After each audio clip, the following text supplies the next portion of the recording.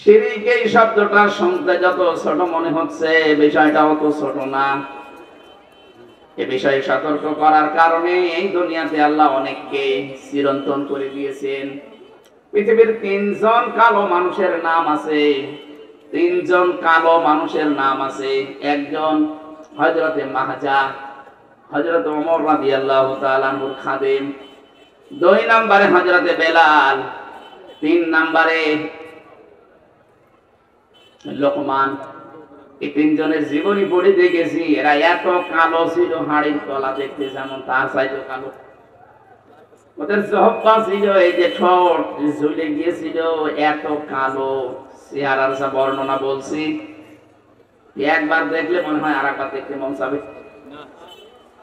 অথচ এই 3 জনের নাম আমার আল্লাহর কাছে এত বেশি। নবীজি বলেন, বেলালের পায়ের আওয়াজ আমি জান্নাতে পেয়েছি। হযরত লোকমানের নামে তো আল্লাহ একটা পুরো সূরা নাযিল করে দিয়েছেন। কি করেছিলেন জীবনে হযরত লোকমান? وَإِذْ قَالَ لُقْمَانُ لِابْنِهِ وَهُوَ يَعِظُهُ يَا بُنَيَّ لَا تُشْرِكْ بِاللَّهِ إِنَّ الشِّرْكَ لَظُلْمٌ عَظِيمٌ। আল্লাহ পাক বলেন, স্মরণ করো দুনিয়ার মানুষেরা লোকমানের কথা, যখন সে তার সন্তানকে ডাক দিয়ে বলেছিল, কলিজার টুকরা, আর যাই করো দুনিয়ায় শিরিক করবা না, কারণ শিরিক হচ্ছে পৃথিবীতে বড় জুলুম। হযরত লোকমান তার সন্তানকে পরিচয় করিয়েছেন কার সাথে? আরো জোরে বলেন। আমরা যেহেতু এখন নবী পাইনি, নবীর ওয়ারিসদেরকে পাই। আলেম যারা, তারা নবীর ওয়ারিস। কি কথা বলেন না? এরা নবীর উত্তরাধিকারী, নাইবে রাসূল। এই মানুষগুলোর দায়িত্ব হবে জনগণকে, জাতিকে আল্লাহর সাথে পরিচয় করিয়ে দেওয়া। এই জন্য শিরিক সম্পর্কে আমি আলেম হিসাবে আপনাদের পরিচয় করাচ্ছি। আল্লাহর সাথে পরিচয় করানোর কারণে হযরত লোকমানকে আল্লাহ চিরন্তন করে দিয়েছেন। আল্লাহ রাব্বুল আলামিন বলেন, এতটুকু বলার পরে আমি আল্লাহ কিন্তু আর বসেছিলাম না, লোকমানকে এবার তার সন্তানের সাথে পরিচয় করিয়ে দিয়েছি। ওয়াসাইনাল ইনসানা বিওয়ালিদাইহি হামালাতুহু উম্মুহু কুরহা ওয়া ওয়াদাআতুহু কুরহা ইলা আখির আয়াত। আমি হযরত লোকমান সহ তামাম দুনিয়ার সন্তানদেরকে এই আদেশ দিয়ে দিলাম, লোকমান তুমি সন্তানকে আমার সাথে পরিচয় করিয়েছো। আমি আল্লাহ তোমার সাথে, তোমার সন্তান শুধু না, কিয়ামত পর্যন্ত যারা সন্তান আসবে তাদেরকে আমি আল্লাহ আদেশ দিলাম, নসিহত করলাম, ওসিয়ত করলাম যে তোমরাও তোমাদের মার বাবার সাথে কি করবা সেটা আমি ব্যাখ্যা করে বললাম। কোরআন শরীফের ভেতরে সবচাইতে বেশি আল্লাহ ব্যাখ্যা দিয়েছেন মার বাবার নামে। এত ব্যাখ্যা অন্য কারণ আমি পাইনি। এত ব্যাখ্যা দিয়েছেন আল্লাহ মার বাবার নামে। শব্দের দিকে খেয়াল করেন তাহলে, আল্লাহর সাথে পরিচয় করিয়েছে এই লোকটা কাকে? সন্তানকে। কাকে? বলেন বলেন। আল্লাহ তাকে সহ তামাম দুনিয়ার বাবাদেরকে পরিচয় করিয়ে দিচ্ছেন সন্তানদের সাথে। আল্লাহ এত বেশি মর্যাদা দিয়েছেন, হুমা জান্নাতুকা হুমা নারুকা। নবীজি বলেন, মা বাপ তোর জান্নাত, মা বাবাই তোর জাহান্নাম। এরা যদি সত্যিই বৈধ কোনো কারণে তোর প্রতি নারাজ হয়ে যায়, তুই যা করবি না কেন, আমি আল্লাহ তোর কিন্তু জাহান্নামে দেব।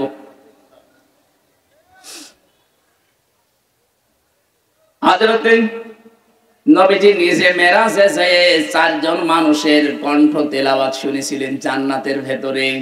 জান্নাতের ভেতরে হারেসা, এই সাহাবীর তিনি তেলাওয়াত শুনছিলেন জান্নাতে। ফেরেশতা জিজ্ঞাসা করেন, হে নবী চিনতে পারেন কে আপনার সাহাবী হারেসা?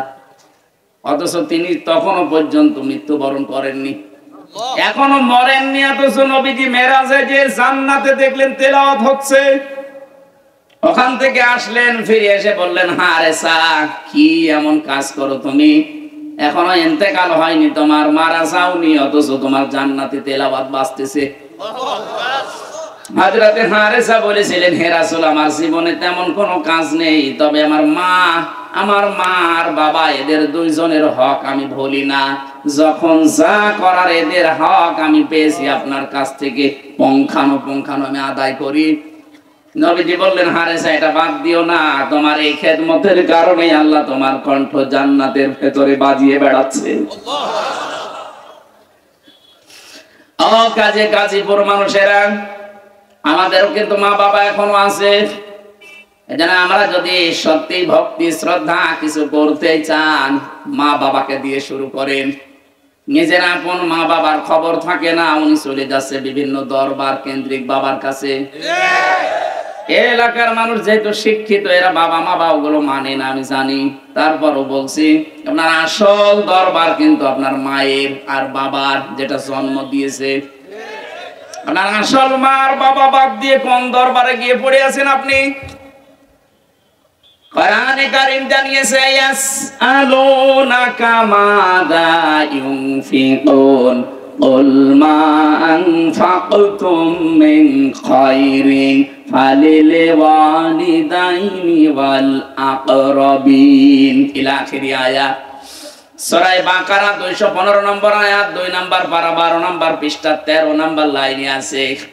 আল্লাহ পাক বলেন, হে নবী, দুনিয়ার মানুষরা যদি জিজ্ঞাসা করে যে টাকা পয়সা এখন আমি উপায় করতে শিখেছি, এই যে এই মানুষটা এতদিন পর্যন্ত মনে করেন টাকা পয়সা উপায় কি জানতো না, এখন আল্লাহ হয়তো তৌফিক দিয়েছে, টাকা পয়সা কামাই করা শিখে ফেলেছে, প্রতি মাসে 30-40 হাজার টাকা উপায় করতে পারে। আল্লাহ পাক বলেন, নবীও যদি জিজ্ঞাসা করে যে আমি টাকা পয়সা, জীবনের প্রথম ইনকাম, এটা আমি খরচ করব কোথায়? আমার কাছে যদি আমাকে জিজ্ঞাসা করেন, আমি কিন্তু আমার নিজের কথা বলবো যে আপনি জায়গা পাচ্ছেন না। এক কথা বলছেন না? আপনি কোন পীর সাহেবকে জিজ্ঞাসা করলে ও বলবে জায়গা পাও না, দরবারে দুটো গরু কিনে দাও। যে যেই দলে আছে, মিনাল্লাযিনা ফাররাকু দীনাহুম ওয়া কানু শিয়া কুল্লু হিজবিন বিমা লাদাইহিম ফারিহুন। পৃথিবীতে যে যেই দলে আছে, মতে আছে, ওই দল নিয়ে আনন্দে আছে। এইজন্য আল্লাহ ব্যাখ্যাটা কারো হাতে ছেড়ে দেয়নি। আল্লাহ বলেন, ব্যাখ্যা আমি করব, শোন। কুল মা আনফাকতুম মিন খায়রিন ফালিল ওয়ালিদাইনি ওয়াল আকরাবিন। হে নবী, আপনি বলেন যে ব্যাখ্যা কিন্তু এ হুজুর করে না, হামজা করে না, আমি নিজে করছি। তুই খরচ করবি জীবনে প্রথম ইনকামের টাকা, তুই উপায় করা শিখেছিস, এই টাকা সর্বপ্রথম তুই খরচ করবি ভালো কাজে। এখন ভালো কাজ কোনটা, এটার ব্যাখ্যাও যদি কারো হাতে ছেড়ে দেন, সে তার নিজের দিকে টেনে বলবে। আল্লাহ বলেন, ব্যাখ্যাও কারো হাতে দেইনি, আমি নিজে ব্যাখ্যা করছি। ফালিল ওয়ালিদাইন, এই ফা আছে মাঝখানে। আরবি গ্রামার অনুযায়ী ফা শব্দটা 19টা অর্থে ব্যবহার হয়। এখানে আল্লাহ ব্যাখ্যা দেওয়ার জন্য ফা লাগিয়ে দিয়েছেন। আল্লাহ বলেন, ফালিল ওয়ালিদাইনি, এই দুনিয়ায় সর্বপ্রথম তুই ব্যয় করবি তোর মা আর বাবার জন্য। এই ব্যাখ্যাটাকে আমি বানালাম, আল্লাহ নিজে ব্যাখ্যা করছেন। প্রথম নম্বরে তোর মা বাবা, এরপর আকরাবিন, তোর নিকট আত্মীয়। ও গাজীপুরবাসী মানুষের সবচাইতে বেশি নিকটে থাকে তার স্ত্রী। কথা বলেন না কেন? তারপরে তার সন্তান, বলেন, এরপরে তার ভাই, এরপরে তার বোন, ঘুমাচ্ছে, এরপরে তার চাচা, এরপরে ফুফু, এরপরে আত্মীয় স্বজন। আরো যারা, বলেন তো সিরিয়াল আকারে প্রথম নাম মা বাবার। প্রথমে মা, বাবা, স্ত্রী, সন্তান, এরপরে ভাই, বোন, চাচা, ফুফু, এরপরে প্রতিবেশী। বলেন তো যে 9টা জিনিসের ভেতরে আছে, এর একটার ভেতরেও কোন দরবারের নাম আছে? কোন জিন্দা বাবা মরা বাবার নাম আছে? কোন কারণে আপনি এই 9 জন বাদ দিয়ে একবারে চলে যাচ্ছেন সিলেটে? অনেকে যায় তাই বলছি, এই এলাকায় সব নেই তাই টের পাচ্ছেন না। যে এলাকায় আছে, ও মরা হোক আর জিন্দা বাবা হোক, ও নিজের মা বাবার খোঁজ নেই, 9টা সিরিয়াল মানে না, একবারে যে পড়ে আছে দরবারে। আল্লাহু আকবার। এখন বলছে না কেন? আমার মনে হয় এই আওয়াজ এই এলাকায় চলবে না, কারণ এই এলাকায় নেই তো।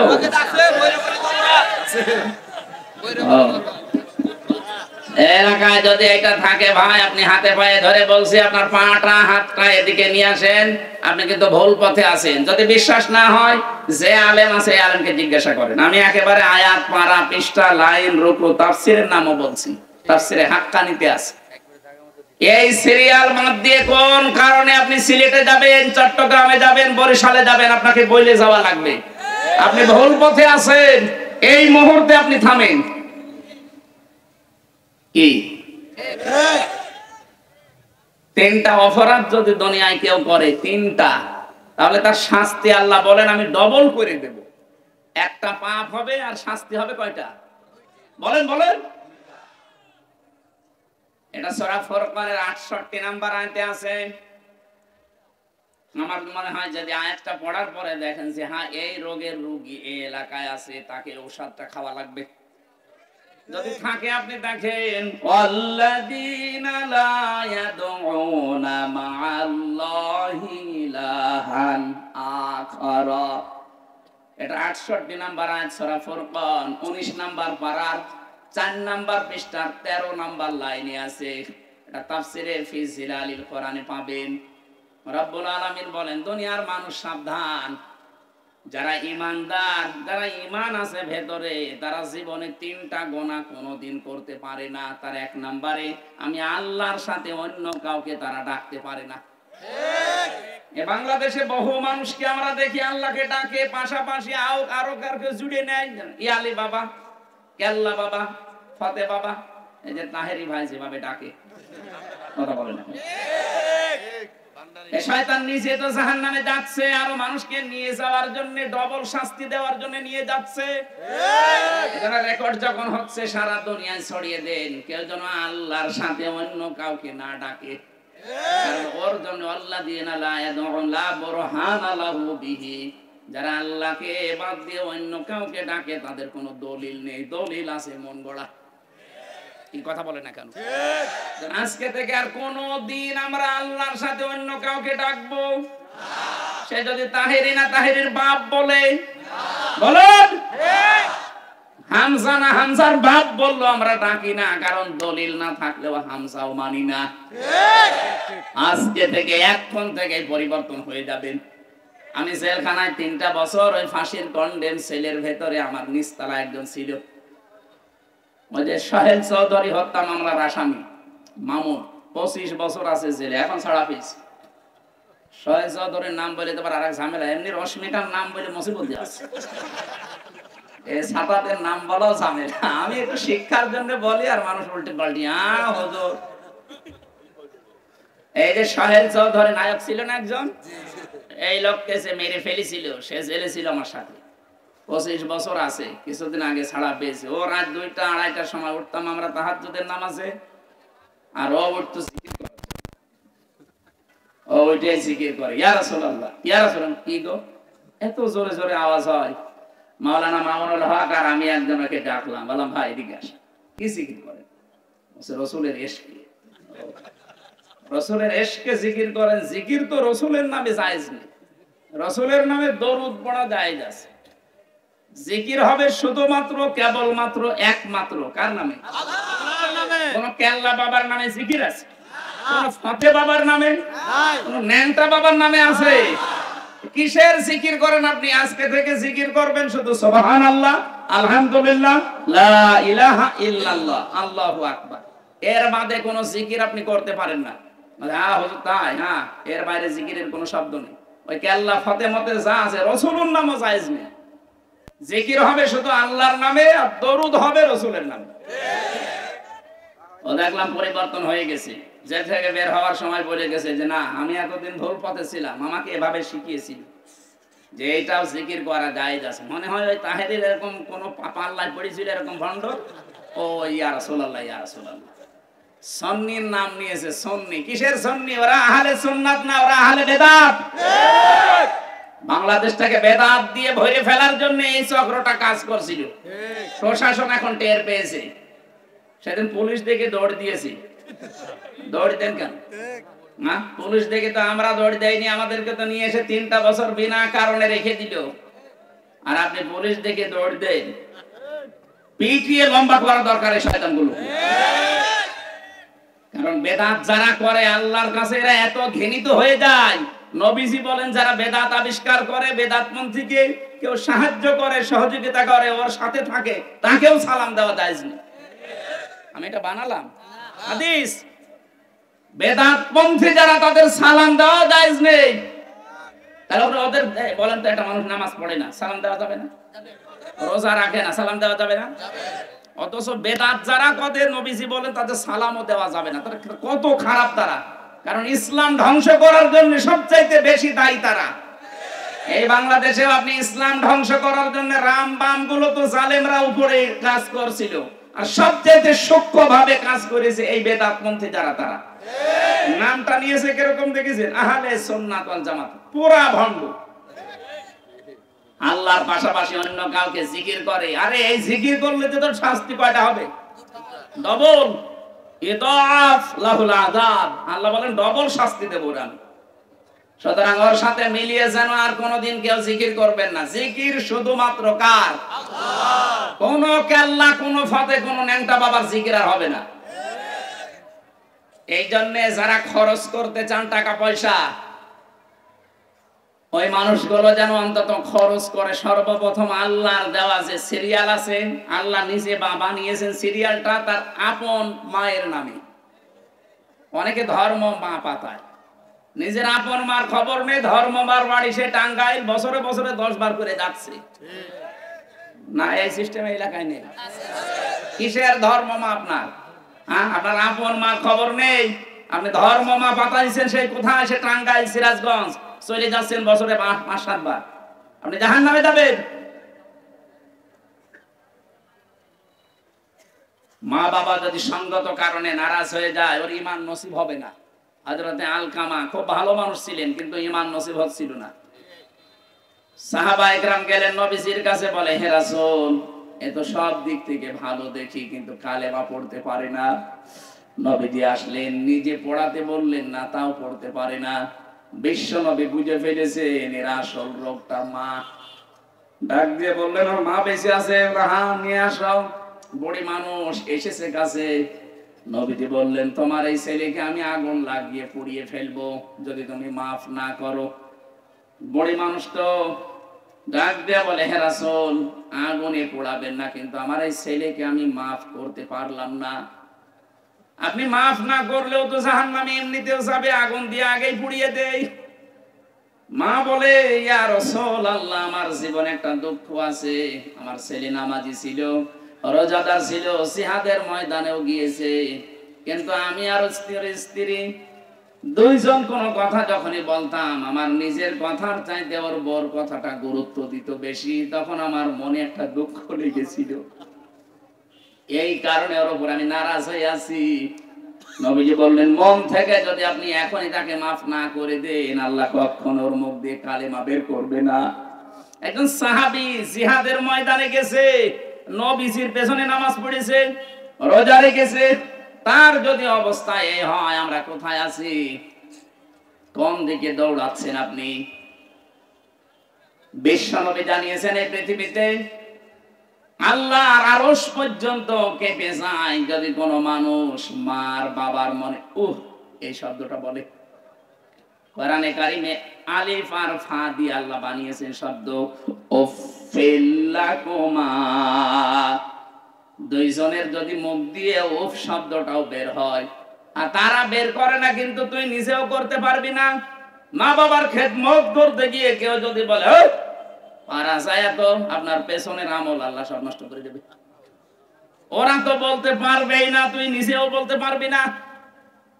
আল্লাহ এত সুন্দর করে শব্দগুলো চয়ন করেছেন, তাকান। রব্বুল আলামিন বলেন, আখফিদ লাহুমা জানাহাদ-দুল্লি মিনার রাহমা। খফজুন শব্দের শাব্দিক অর্থ ডাউন করার পরে ফল করে দেওয়া। এই যে আমার চাদরটা ডাউন আছে, ফল করে দিলাম। মুরগির বাচ্চার সাথে আল্লাহ এখানে উদাহরণ সেট করেছেন। জানাহুন মানে ডানা। জানাহুন মানে কি? আমাদের ডানা আছে না, ডানা হয় মুরগির, পাখির। আমাদের ইয়াদুন আছে। আল্লাহ এমন ভাবে শব্দটা দিলেন যে ইয়াদুন দিলে সমস্যা আছে, কারণ ইয়াদুনের ভেতরে নরম কিছু নেই, সব শক্ত।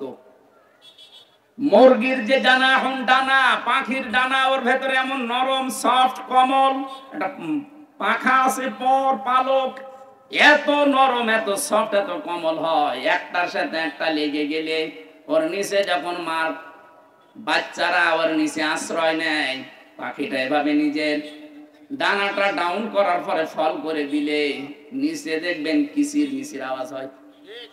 এটা বাংলাতে বলে অনির্বচন সুখ। আল্লাহ এই শব্দটা এখানে দিয়েছেন, জানাহাদুল্লি মিনার রাহমা। মা বাবার জন্য তোর টাকা পয়সা, তোর ছেলে মেয়ে, তোর প্রভাব প্রতিপত্তি, তোর ক্ষমতা সব এইভাবে বিছিয়ে ধরবি। দুনিয়াতে মার বাবা যদি বৈধ ভাবে বলে যে তুই কিচ্ছু পাবি না আমার কাছে, হাসি মুখে ছেড়ে দিয়ে বলবেন ঠিক আছে। কত দাম কত মর্যাদা দিয়েছেন তাদের, অথচ হাজার হাজার সন্তানকে আমরা দেখতে পাচ্ছি এই দেশে নিজের মা বাবাকে বাদ দিয়ে অনেক মানুষ বিভিন্ন কবরে মাজারে ভণ্ড পীর কাছে এসে দাঁড়িয়েছে। গাজীপুর যেহেতু শিক্ষিত জেলার ভেতরে একটা 17টা শিক্ষিত জেলা আছে বাংলাদেশে, তার ভেতরে গাজীপুর একটা। আমার মনে হয় এই জেলায় এই গোনা নেই, এই গোনাগুলো সব আছে কুষ্টিয়া লালনের মাজারে। যারা এই গোনায় লিপ্ত আছেন আপনি কিন্তু জাহান্নামের দিকে এগিয়ে যাচ্ছেন, এক্ষুনি থামেন।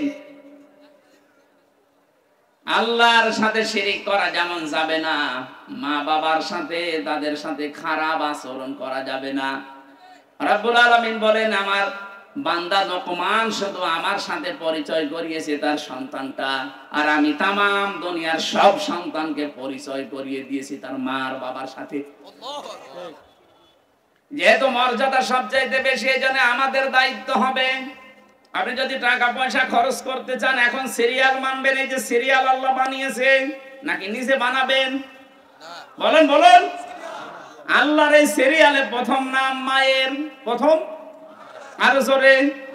সাহাবী বলেন, হে নবী আমি টাকা পয়সা খরচ করব, খেদমত করব, প্রথমে কার? বলেন তোর মার, তারপরে তোর মার, তারপরে তোর মার, তারপরে তোর বাবা।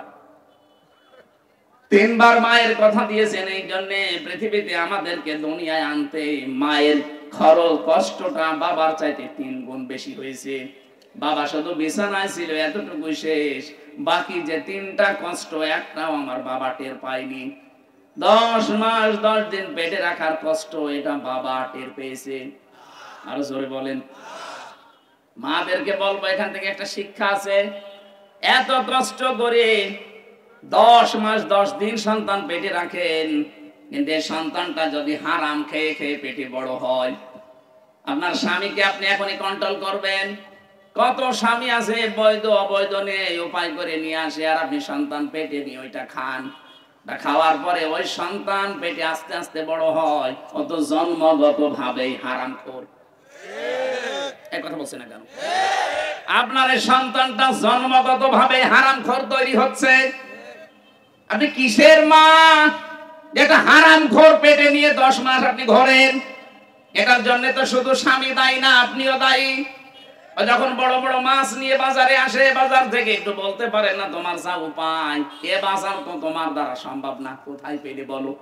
যদি হারাম কোনো কিছু হয়, তোমার এই হারাম সম্পদ খেয়ে আমি নিজে আমার পেট, আল্লাহ দিয়েছে অর্থ সম্পদ সব তোমার দিনের জন্য, তোমার জন্য আমি দিয়ে দিলাম।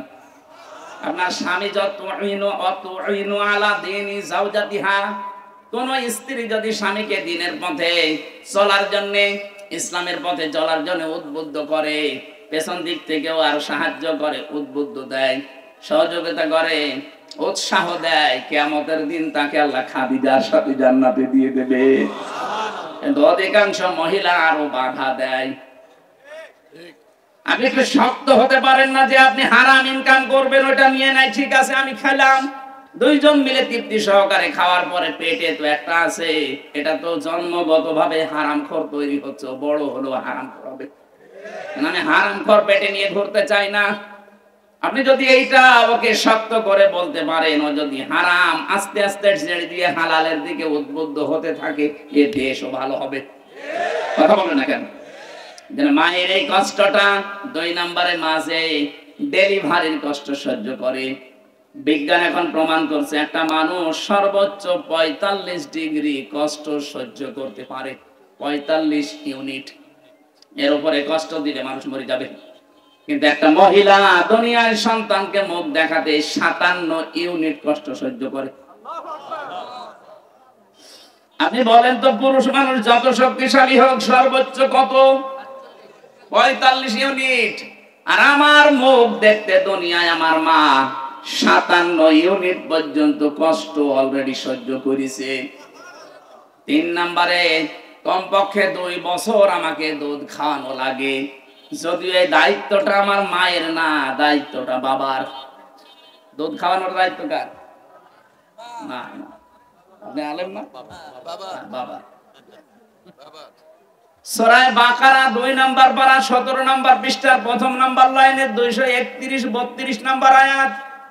ওয়ালওয়ালিদাতু ইয়ারদি'না আওলাদাহুন্না হাওলাইনি কামিলাইনি লিমান আরাদা আইয়ুতিম্মার রাদা। এখানে মুযাক্কার শব্দ, লিমান আরাদা আইয়ুতিম্মার রাদা। আপনি যারা গ্রামার বইতে জিজ্ঞাসা করেন শব্দটা মুয়ান্নাস না মুযাক্কার, এটা স্ত্রীলিঙ্গ না পুরুষ লিঙ্গ। তার মানে দুধ খাওয়ানো ২ বছরের দায়িত্ব কিন্তু মায়ের না, এ দায়িত্ব বাবার। মা যদি পালন না করে মার গোনা হবে না, কিন্তু বাবা যদি পালন না করে বাবার গোনা হবে। প্রশ্ন আসতে পারে, বাবার তো মেশিন পত্র নেই। হ্যাঁ নেই, মেশিন নেই তো এই কারণেই তো মাকে দিয়ে আপনাকে পালন করানো লাগে। মা যদি বলে না এক একটা সন্তানের দুধ খাওয়াতে আমি ৫ লাখ করে টাকা চাই, তাই আপনাকে দেওয়া লাগবে। আমার মনে হয় এটা মাইকে বলা ঠিক হইল না, কারণ আমার ম্যাডাম যদি দেখে ও সাতা কালকে বলবো টাকা দাও। কারণ আমার মেয়ে এখন কেবল ৩ মাস বয়স, ও যদি বলে ওয়াজ করা না তোমার মেয়ে, তুমি হয়তো নাও, আমার তো মেশিন পত্রই নেই, আমি খাওয়াবো কি দিয়ে? যদি বলে আমি খাওয়িয়ে দেবো অসুবিধা নেই, কিন্তু ৫ লাখ করে টাকা দেওয়া লাগবে। আমার ৩ মেয়ে, ১৫ লাখ যাবে আমার। থক্কু, আর কোনদিন বলবো না। মাইকে বলা ঠিক হইল? সম্মানিত মা বোনেরা, আপনাদেরকে আল্লাহ এই জিনিসপত্র দিয়েছে এই কারণে তো মর্যাদা বেশি। ১ ফোঁটা দুধ যদি সন্তানের গলদেশ দিয়ে যায়, নবীজি বলেন একটা মরা মানুষকে জিন্দা করে দিলে যে সব হয়, সব আল্লাহ মায়ের আমল নামায় লিখে দেয়। রাতের বেলা ৮-৯ বার ১০ বার করে ওঠা লাগে সন্তানকে দুধ দিতে। ১-১.৫ ঘন্টা ২ ঘন্টা পরে পরে ওর ক্ষুধা লাগে। আমি তো নিজে দেখেছি, আমি নিজে ঘুমালো ৮-৯ বার ১০ বার করে রাতের বেলায় উঠে দুধ খাওয়ায় সন্তানকে। বিশ্বনবী জানিয়েছেন সারা রাত তাহাজ্জুদ পড়লে যে সওয়াব হতো মায়ের আমল নামায়, এই দুধ খাওয়ানোর কারণে আল্লাহ ওই সওয়াব লিখে দেন। এটা ৩টা কষ্ট বললাম, সন্তান পেটে নেওয়া, ডেলিভারি করা আর দুধ খাওয়ানো। পৃথিবীর কোন বাবা টের পায়? বলেন না কেন? এটা শুধুমাত্র মায়ের কাজ। আল্লাহর নবী বলেন এই কারণে মায়ের মর্যাদা আল্লাহ ৩ গুণ বাড়িয়ে দিয়েছেন। এতটুকু আল্লাহ শেষ করেননি, হাদিস আরেকটা পেয়েছে, নবীজি ৪ বার মায়ের নাম বলে ৫ নাম্বারে বারে বাবার নাম বলিস। আমার মনে হয় বাবার নাম না বললেও হইতো। এই জন্য আমরা যারা এখানে সন্তান আছে, আমাদের এখনই ফরজ দায়িত্ব কিন্তু নামাজের মতো, রোজার মতো। মা বাবার আইন মানা ফরজ না, মা বাবার সেবা করা ফরজ। আইন মানা শুধুমাত্র ফরজ কার? ওয়াকাদা রাব্বুকা আল্লা তা'বুদু ইল্লা ইয়্যাহু ওয়া বিল ওয়ালিদাইনি ইহসানা। আল্লাহ বলেন আমি রায় দিয়ে দিলাম, আমি ঘোষণা দিলাম, আমি সিদ্ধান্ত নিলাম, আমি ফয়সালা করলাম। আমার রায় হচ্ছে আমি আল্লাহ ছাড়া কারো ইবাদত করা যাবে না। আর দুনিয়ায় যাদের মা বাবা আছে তাদের সাথে ভালো ব্যবহার করা লাগবে। এই ইহসান শব্দের ভেতরে খরচও আছে। এজন্য মা বাবার জন্য কেউ যদি খরচ করে ওই টাকার হিসাব আল্লাহ কিয়ামতে নেবে না। আপনি যদি মায়ের খরচের জন্য মাসে ৫,০০০ টাকা করেন, মনে করবেন ৫,০০০ টাকা আল্লাহর কাছে সাদকা করলাম। কেউ যদি মায়ের পান কিনতে, স্যান্ডেল পর্যন্ত কিনতে প্রতি মাসে মাসে আপনার যদি 2000 খরচ হয়, মনে করবেন 2000 আমি আল্লাহর রাস্তায় সাদকা করে আসলাম। অথচ সে আপন মা বাবা বাদ দিয়ে কোন ভণ্ড কোন দিক থেকে বের হয় গাছতলা পুড়ে, সেখানে সে পাগলের মতো খরচ করে। কোন লাভ নেই ভণ্ডর পেছনে খরচ করে। ওর নাম দেখলেন না, 9 নাম্বার পর্যন্ত নাম নেই। আমি তো 9 নাম্বার পর্যন্ত সিরিয়াল বলেছি, মা বাবা বউ সন্তান, এরপরে কি ভাই বোন চাচা ফুফু প্রতিবেশী। বলেন তো এই 9 জনের ভেতরে কোন পীরের নাম আছে?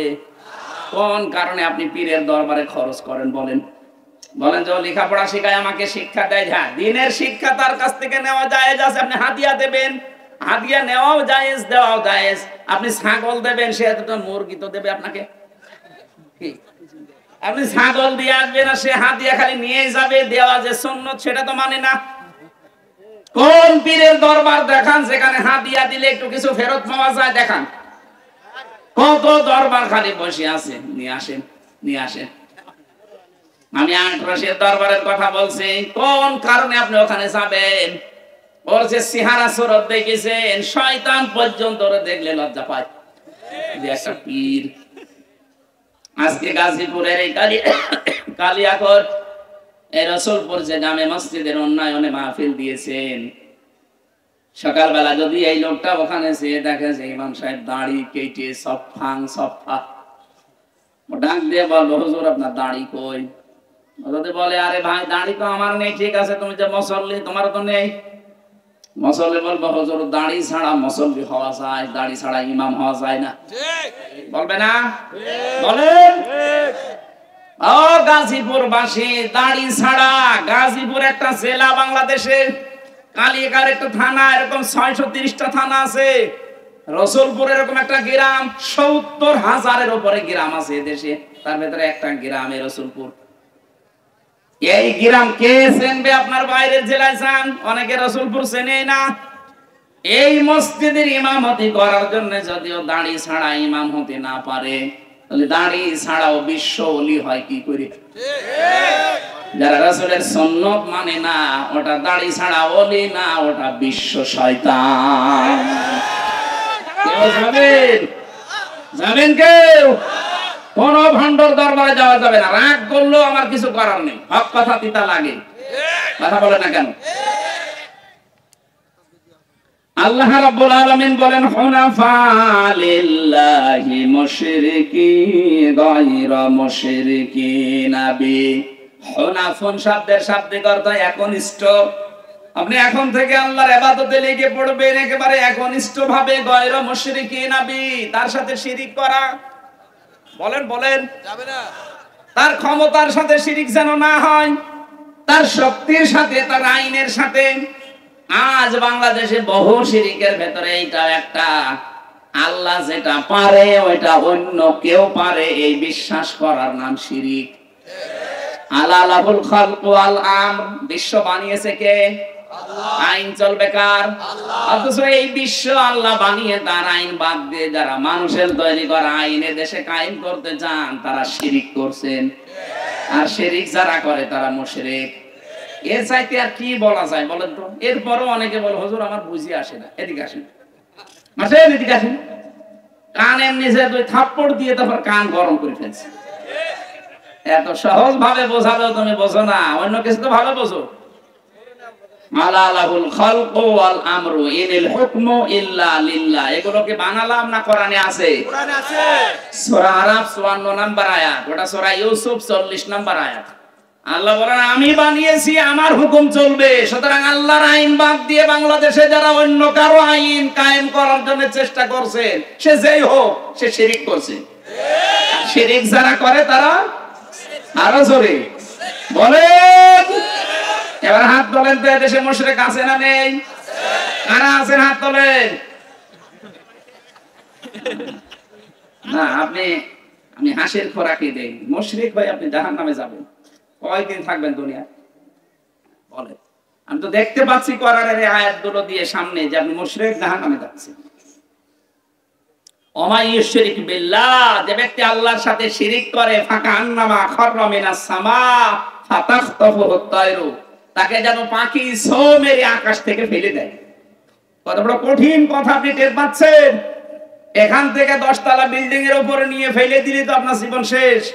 আর পাখি আপনাকে ছো মেরে নিয়ে গেছে হাজার হাজার মাইল দূরে, ওখান থেকে ছুঁড়ে ফেলে দিচ্ছে। আও তাহবিহি রিহু ফি মাকানিন সাহিহ। আল্লাহ বলেন বাতাসের ভেতরে সে যেন শূন্যে ঘুরে বেড়াচ্ছে। শব্দগুলো এত কঠিন শব্দ আল্লাহ নিজে নিজে সেট করেছেন এই শিরিকের বিরুদ্ধে, অথচ বাস্তবতায় দেখছি শিরিক করে আবার অনেকে আনন্দে আছে, জান্নাতের আশা করেন আপনি। সুতরাং এই মুহূর্তে আপনার সিদ্ধান্ত পাল্টাতে হবে। যাদের বিশ্বাসের ভেতরে, যাদের আকীদার ভেতরে শিরিক আছে, এক্ষুনি আপনাকে পাল্টাতে হবে। কাদের কাদের আছে আপনি টের পাচ্ছেন, আমি নাম না ধরলেও। যারা আল্লাহর আইন বাদ দিয়ে অন্য কারো আইন দেশে জারি করতে চান তারা শিরিক করছেন। দলিল এই যে আয়াতগুলো বললাম। যারা আল্লাহ বাদে অন্য কাউকে ক্ষমতার মালিক মনে করেন, যেমন বহু মানুষ বলে ক্ষমতার উৎস জনগণ, এটা শিরিক। আন্নাল কুওয়াতা লিল্লাহি জামিআ, ক্ষমতার উৎস কে? এইটা যদি কেউ রাজনীতি মনে করে বলে না রাজনীতি হচ্ছে আমি চলে গেলাম, তাহলে কোরআন শরীফের সূরা বাকারার আয়াত কেটে বাদ দিয়ে দেবেন। আমি তার বাবার কথা বানিয়ে বলছি না ভাই, আমারও বাঁচা লাগবে, আপনাকেও বাঁচাতে চাই। কি করবেন দুনিয়ায় পড়ি থেকে? এদেশে যদি শিরিক মুক্ত করতে না পারি, আল্লাহর বিধান যদি জারি দেখতে না পারি, কি করব আমি বেঁচে থেকে? আর যদি কিয়ামত পর্যন্ত হায়াত পেতাম আমি বলতাম না। এখানে যারা বসে আছে মাত্র 200 বছর পর, কত মাত্র 200 বছর পরে এই গাজীপুরে আবার ঘুরে আসবেন এই রসুলপুরে। এখানে যারা যখন আসবেন 200 বছর পরে, তখন যারা বাস করবে তাদেরকে আপনি চিনেন না, এমনকি তারাও আপনাকে কথা বলে না কেন?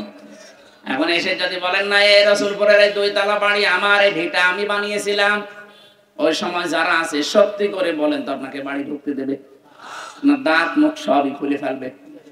ভণ্ডামি করার জায়গা পান না। কিসের রসুলপুরে এসেছেন আপনি? আমি নিজের কথা বলছি, আমার 3 পুরুষের পরে আমি আর চিনি না। আমার বাবা রিয়াজউদ্দিন, তার বাবা জাহান আলী, তার বাবা নমাজ আলী। যদিও আমি নমাজ আলীকে দেখিনি, কিন্তু নাম শুনেছি। এর পরেরটা আমি আর জানি না। বলেন তো নমাজ আলীর বাবা খুব বেশি হলো না 70-75 বছর আগে মারা গেছে? কি কথা বলে না কেন? আমার দাদা জেলে থাকতে মারা গেছে 2 বছর আগে। তার বাবা খুব বেশি হলেও মরেছে না 60-70 বছর আগে। এতদিন আগে মরার পরে যদি মাত্র 100 বছর পরে আসে, তাও তো আমি নমাজ আলীকে বাড়ি উঠতে দেব না। অথচ ওই ভিটা নমাজ আলীর। কথা বলছে না কেন? নমাজ আলীকে আমি চিনি না, তার বাবার বাবা যদি আসে ঝাঁটা পিটা খাবে। এইটাই দুনিয়া। কার জন্য কি করে যাচ্ছেন? শিরিক বন্ধ করেন ভাই। শিরিক বন্ধ করে যদি মারা যেতে পারেন, আমি গ্যারান্টি দিয়ে যাচ্ছি আল্লাহ আপনাকে জান্নাতে দিয়ে দেবে। হ্যাঁ, সমস্যা আছে এখানে, হক কল এবার যেন নষ্ট না হয়। মানুষের অধিকার যেটা, সেটা যদি আপনি নষ্ট করে থাকেন তাহলে আপনার খবর আছে। মানুষের অধিকার কি? এই 15.5 বছরে মানুষের যত অধিকার নষ্ট হয়েছে, এই 53 বছরও এত অভিযোগ হয়নি। আপনার কারণে বহু মানুষ তার উপরে চেয়ারে উঠতে পারেনি, এরকম ক্ষমতা অনেকে দেখায়নি। আপনার কারণে অনেকে ব্যবসা বাণিজ্য করতে পারেনি। খালি চাঁদাবাজি চাঁদাবাজি, নাকি গাজীপুরে এসব নেই? আপনি মিথ্যা মামলা দিয়ে, মিথ্যা সাক্ষী দিয়ে তার জীবনটা নষ্ট করে দিয়েছেন। খুন করে, গুম করে, আয়না ঘরে বন্দি রেখে সব উলট পালট করে দিয়েছেন। এমন আর দুনিয়া ছিল না? এখন যদি ওই মানুষ বসে বলে আস্তাগফিরুল্লাহ, মাফ হবে কি করে? আপনি তো আর আল্লাহর কাছে তো দোষ করেননি, দোষ করেছেন হামজার কাছে। কথা বলে না কেন? আমার 3টা বছর নষ্ট করলেন জেলে রাখে বিনা কারণে। 30 থেকে 32 লাখ টাকা নিয়েছেন আমার বাবার কাছ থেকে বিনা কারণে। এখন সেই মামলার রায় আমারে কল দেব, হুজুর মাফ করে দিন। কিসের মাফ? আগে টাকা ফেরত দিন। মাফ তো করবো, আগে টাকা ফেরত দেন। আর 3 বছর আমার মুখ ভাষির কন্টেন্ট ছেলে থাকে না। কথা বলছে না কেন? আমার জীবনটা নষ্ট করে দিয়ে এখন হুজুর মাফ করে দিন। ইয়ার কে মারা মাফ কি পড়ে আছে যেখানে সেখানে। 15.5 বছরে যার কারণে আমরা ভোট দিতে পারিনি, তাকে আপনি আন্দাজে মাফ করে দিবেন মানে? এখন যদি তারা মিথ্যা কথা ছড়ায় যে আমি নির্বাচিত ছিলাম, আমাকে উৎখাত করা হয়েছে, ওর দাঁত মুখ খুলে অন্য জায়গায় লাগানোর দরকার না? নির্বাচিত ছিলেন কে বলেছে আপনাকে? এই জন্য যারা এতদিন এই 8 সাল থেকে 24 সাল পর্যন্ত যারা দায়িত্বে ছিল এদেরকে সাবেক এমপি সাবেক মন্ত্রী বলা জায়েজ নেই, কারণ এরা নির্বাচিত না, ভোটে এরা জোর করে এতটুকু বলতে পারেন এরা ভোট চোর। কি কথা বলে না কেন? যদি পত্রিকায় বা এই পোস্টারে কোনো সময় লেখেন তাদের নাম, লিখবেন সাবেক ভোট চোর, এতটুকু লেখেন না, আরেকটু বেশি করে লিখবেন সাবেক ডাকাত। আমরা সাবেক এমপি সাবেক মন্ত্রী সাবেক উপজেলা চেয়ারম্যান সাবেক মেয়র মানি না, কারণ আমার ভোটে আপনি নির্বাচিত হননি। এই 8 সাল থেকে 24 সাল যারা দায়িত্বে ছিলেন সব রাষ্ট্রের টাকা বেতন নিয়েছেন, ভাতা নিয়েছেন, ফেরত দেওয়া লাগবে, মানে তো আপনার জীবনও মাপ নেই। এইটা মাপ নেই, আর 2 নম্বরে শিরিকটা মাপ নেই। আশা করছি আপনি বুঝেছেন। এরপরও যদি কেউ না বোঝার ভান করে থাকবে না, বাকারি শরীফ লাগবে। বুখারী শরীফ কোরআন শরীফ দিয়ে আপনারা হবে না, কি শরীফ? বাকারি শরীফ লাগবে। মা বোন যারা এসেছেন শক্ত হবে। স্বামী যদি অবৈধ কোনো পথে পা বাড়ায়, দরকার হয় ওর সংসার ছেড়ে দেন, ওইটা ছেড়ে দিয়ে অন্য জায়গায় বিয়ে করেন। তা ওর হারাম জিনিস পেটে নিয়ে হারামখোর সন্তান দুনিয়ায় রেখে যাবেন না। ওটা একটা হারামখোর তৈরি হচ্ছে, পরবর্তীতে ওটা সাদগাতুল জারিয়া। শোনেন, গোনায়ে জারিয়া যে আছে, সাদগাতুল জারিয়া শুনে উনি আনন্দ করে। আরে ভাই, গোনা জারিয়াও আছে। এমন সন্তান রেখে যাবেন যে হারামি খারামি কাজ করবে, আপনার কবরে সব ফিলাক্সি লোড হয়ে যাবে, বিকাশ হয়ে যাবে, নগদ হয়ে যাবে। বলো হুজুর আমার বিকাশ নাম্বার খোলা নেই, এমনি খুলে যাবে। আবার খোলা লাগবে? আপনার ছেলে আর মেয়ে যা করছে খোলা লাগবে? এজন্য আমরা যেন শিরক অন্তত না করি। আর মানুষের অধিকার যারা নষ্ট করেছেন, আমি আহ্বান জানাচ্ছি, যদি মাপ পেতে চান, সত্যি যদি আপনার মনের ভেতরে একটু উকি মারে না আমার এটা ঠিক হয়নি, তাহলে যার যার কাছে অপরাধ করেছেন, যাকে মিথ্যা মামলা দিয়েছেন, মিথ্যা কেস দিয়ে, মিথ্যা সাক্ষী দিয়ে ব্যবসা বাণিজ্য করতে দেননি, রাতে বাড়িতে ঘুমাতে দেননি, তার বাড়িতে যান, যে বলেন ক্ষতি হয়ে গেছে আপনার, আমি আপনার ক্ষতিপূরণ দিতে চাই। যদি 10 লাখ টাকা ক্ষতি হয় তার ক্ষতিপূরণ দেন। আমার যেমন 32 লাখ টাকা দেওয়া লাগবে না, আমি জীবনও মাফ করবো না। এরকম যার যার ক্ষতি হয়েছে 15.5 বছর এই ক্ষতিপূরণ দেবেন। তার কাছে একেবারে বিনয়ী ভাবে বলবেন আমার যা হয়েছে হয়েছে, মাফ করে দেন, নাই আমি মরণের পরও মাফ পাবো না, তাহলে তার মাফ হবে। ও যদি মন থেকে বলে ঠিক আছে যান। আমার মনে হয় এরকম এ দেশের 18 কোটি মানুষের যদি কাউকে মাফ করে দেয়, ব্যারিস্টার আরমানের বউ জীবনও মাফ করবে না। তার স্বামী ছাড়া 8টা বছর জানেই না স্বামী বেঁচে আছে কিনা। কত মানুষকে দেখতাম ওই মাটির নিচে, আমিও তো ছিলাম, আমি তো ছোটটাই ছিলাম, আর ওটা বড়টাই ছিল, বিগটাই ছিল, আমি মিনিটাই ছিলাম। দেখেছি এত বড় বড় নখ হয়ে গেছে কারো কারো, 2 বছর 5 বছর 7 বছর আছে, কেউ জানেই না। এই দেওয়ালের সাথে খুশিয়ে খুশিয়ে লিখে রাখতে, ভাঙ্গা ভাঙ্গা কণ্ঠে, ভাঙ্গা ভাঙ্গা অক্ষরে, যে ভাই যদি কেউ বাইরে যেতে পারেনি নাম্বারটা জানাবেন যে আমি বেশি আছি। একটা মানুষ আজ 8 বছর 10 বছর 14 বছর পড়ে আছে, ও জানে না যে এটা কোন বছর, ওর নাম কি ও তাও ভুলে গেছে। কোন বছর এটা, কোন মাস এটা, কি বার এটা, কয়টা বাজে, ও কিচ্ছু জানে না। আন্দাজের উপরে চলছে 10 বছর 14 বছর, আর আপনি বলেন হুজুর মাফ করে দিন। ইয়ার কি মারা জায়গা পাও না? তোমার এইভাবে 5 দিন রাখি, বাবার নাম ভুলে যাবা।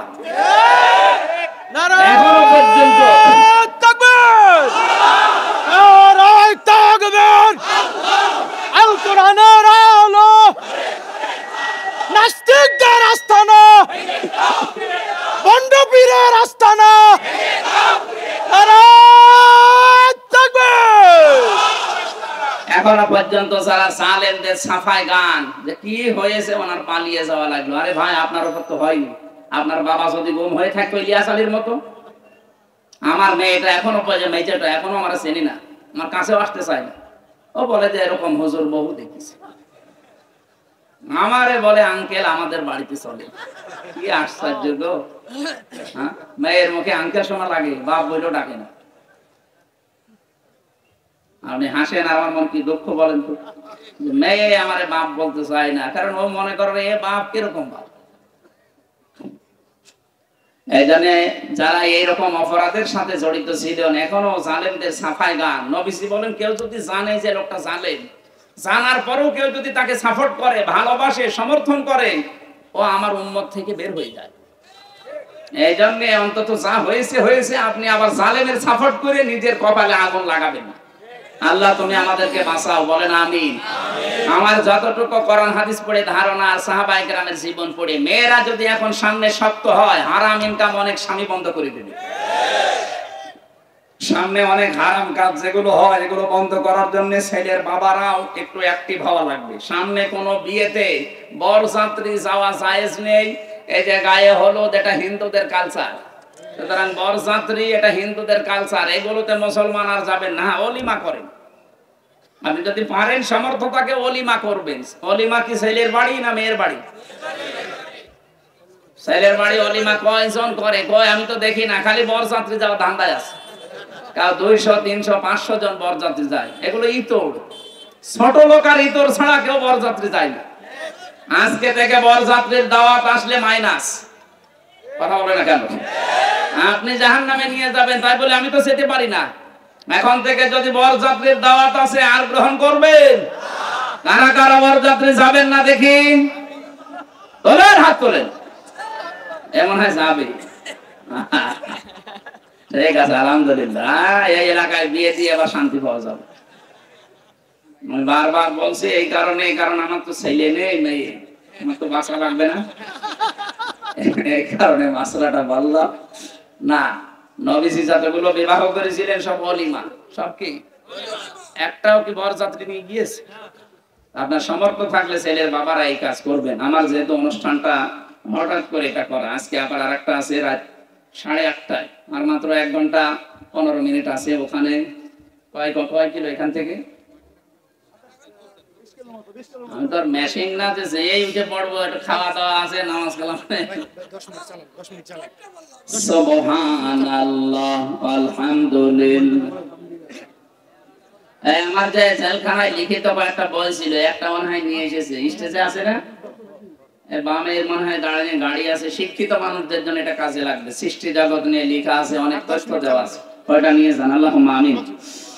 লা ইলাহা ইল্লা আনতা সুবহানাকা ইন্নী কুনতু মিনাজ জালিমিন।